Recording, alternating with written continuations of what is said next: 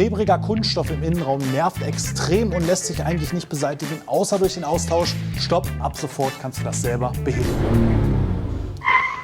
Ich spreche natürlich von Soft-Touch-Oberflächen. Solange sie noch intakt sind, fühlen sie sich wirklich gut an und sehen schön matt im Auto aus, machen eine schöne Optik. Aber gerade bei Autos, die älter als 5 Jahre sind oder noch deutlich älter, blättert diese Oberfläche ab und dann wird es richtig klebrig. Das sieht zum einen echt nicht schön aus und zum anderen fühlt es sich auch nicht gut an und die Hände kleben danach so, dass du dir jedes Mal, nachdem du die Oberfläche angefasst hast, die Hände waschen musst.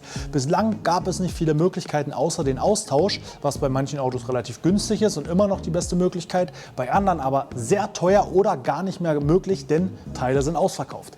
Deswegen zeigen wir dir in diesem Video eine relativ einfache Methode, die jeder mit ein bisschen Übung umsetzen kann, um deine Soft-Touch-Oberflächen wieder zu reparieren und endlich Schluss mit klebrigen Fingern.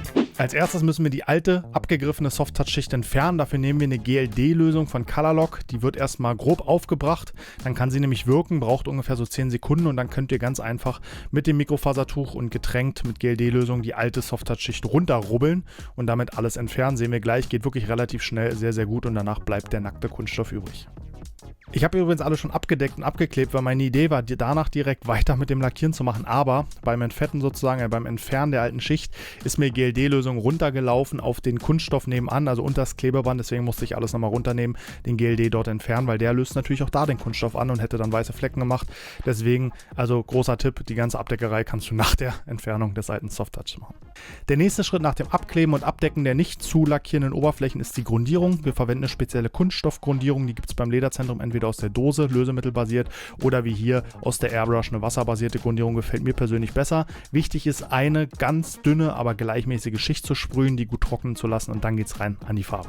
Für die Färbung der Soft-Touch-Oberflächen nehmen wir Leder Fresh in der passenden Farbe. Hier war es einfach schwarz. Ganz wichtig für eine gute Beständigkeit und Haftung mischen wir 5% Vernetzer der Farbe bei und lackieren das in mehreren dünnen Schichten gleichmäßig mit der Airbrush auf. Zwischendurch immer mit dem Föhn trocknen und einfach so lange, bis ihr eine gleichmäßig deckende Oberfläche erzielt habt. Nach dem letzten Trocknen und ganz wichtig Abkühlen der Oberfläche entferne ich den Aufkleber auf den Fensterheberknöpfen, denn hier kann ich nochmal Klarlack drauf sprühen. Ist dort kein Symbol bei euch mit drauf, dann könnt ihr direkt mitlackieren. Dadurch, dass hier ein Zeichen mit auf dem Schalter drauf ist, habe ich die Farbe mir gespart.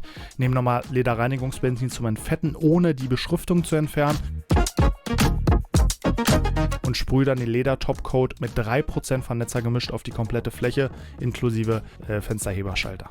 Abschließend nach dem Entkleben kommt nochmal eine Schicht Versiegelung drüber. Das sorgt einfach für eine bessere Schmutzabweisung und eine längere Haltbarkeit. Hier habe ich den Kleber schon mal abgemacht, weil die umliegenden Flächen ruhig auch die Versiegelung vertragen können.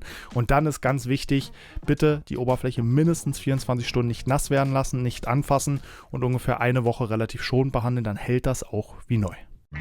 Wenn du einmal drin bist, dauert der Prozess nicht allzu lange und ist auch ziemlich sicher. Ganz wichtig ist, dass du die Oberfläche jetzt mindestens 24 Stunden in Ruhe trocknen lässt. Ansonsten ist uns auch schon alles passiert. Wischst du das Soft-Touch oder den nachgestellten Soft-Touch-Lack sofort wieder runter, weil er eben noch nicht wasserfest geworden ist.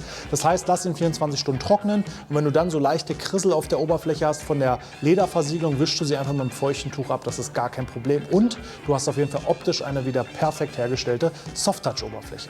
Vielen Dank fürs Zuschauen, abonniere den Kanal und finde alle Produkte zum Nachmachen unten in der Videobeschreibung. Wir sehen uns beim nächsten Mal. Denk auch an die Glocke. Bis dann. Hau rein.